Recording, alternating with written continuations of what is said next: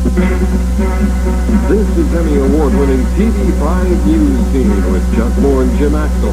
Guy Sharpe with the weather, Bill Hartman on sports, and troubleshooter Paul Reynolds. Now, Jim Axel. Good afternoon. Chuck Moore is in Washington covering the inauguration week activities. We'll have a Capitol report a little later on News Scene. 3 young brothers drowned today in a lake near the town of Hiram in Paulding County.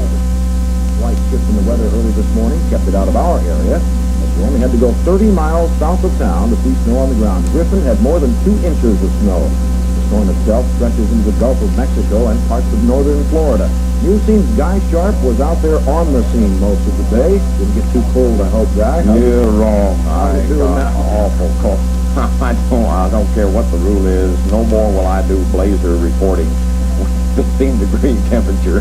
It was bitterly cold south of here. We ran into an awful lot of snow, particularly from Jonesboro southward. Atlanta is clear.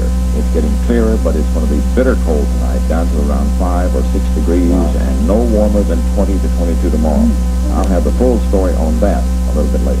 Okay, we'll check with you guys. Thanks. A few fun-loving people around here who would like to go play around with them. By now they're skating on that. Yeah. Okay, you want to tell us about the cold weather that's freezing all that water on Cleveland? It's going to be, it's going to be a mean place because it's not going to get anything but colder. It's 20 now, going down to 6 in the morning.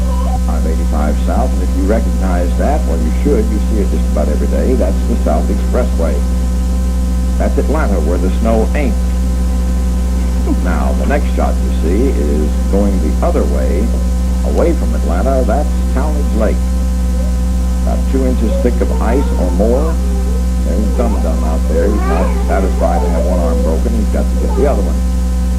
But that ice was covered with about 1.5 inches of snow, and from just south of the airport all the way past Griffin to Panama City, Florida, anywhere from 1 to 3.5 inches of snow fell in the belt, just about like it did 4 years ago.